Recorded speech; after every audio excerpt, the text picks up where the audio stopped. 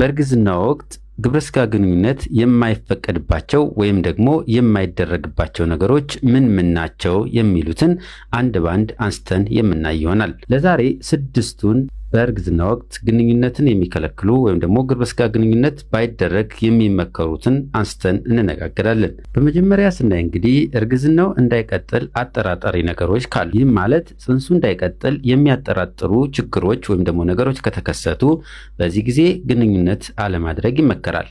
ለምሳሌ እንደ ውርጃ የመሳሰሉት ነገሮች ካጋጠሙ፣ ያም ማለት ትሪትንድ አቦርሽን እና የመሳሰሉት ካጋጠሙን ውርጃን ሊያስከትል ስለሚችልና አጠቃላይ የእርግዝናውን ሂደት ሊያደናቅፍ ስለሚችል በዚህ ወቅት ግንኙነት ባይደረግ ይመከራል። ሁለተኛው ከዚህ በፊትም ይሁን ወይም ደግሞ በአልትራሳውንድ ሊሆን ይችላል በተለያየ አጋጣሚ ማህፀን አጭር ከነበር ወይም ደግሞ ሰርቫይካል ኢንኮምፒተንስ ኦር ደግሞ ሰርቫይካል ኢንሰፊሽንሲ ከነበረ፣ ይህም ማለት አለጊዜው የማህፀን በር ጫፍ ሊከፈት ስለሚችል ኦር ደግሞ ኦፕን ሰርቪክስ ፕሪማቹርሊ ሊያጋጥመን ስለሚችል እንደዚህ አይነት ያለባቸው እህቶች ግንኙነት ባያደርጉ ይመከራል። በሶስተኛው አንኤክስፕሌንድ ቫጂናል ብሊዲንግ ኦር ደግሞ የማህፀን ደም መፍሰስ ካጋጠመ፣ ይህ የማህፀን ደም መፍሰስ የተለያዩ ምክንያቶች ሊኖሩት ስለሚችሉ ግንኙነት አለማድረግ ይመከራል። በአራተኛ ደረጃ የእንግዴ ልጁ ከልጁ ቀድሞ የመጣ ከሆነ፣ ይህም በዚህ ጊዜ ግንኙነት የሚደረግ ከሆነ ለደም መፍሰስና ለተለያዩ ችግሮች ሊያጋጥም ስለሚችል እነዚህ ችግሮች ካጋጠሙ ግብረ ሥጋ ግንኙነት አለማድረግ ይመከራል። አምስተኛው ምክንያት በምናይበት ጊዜ ደግሞ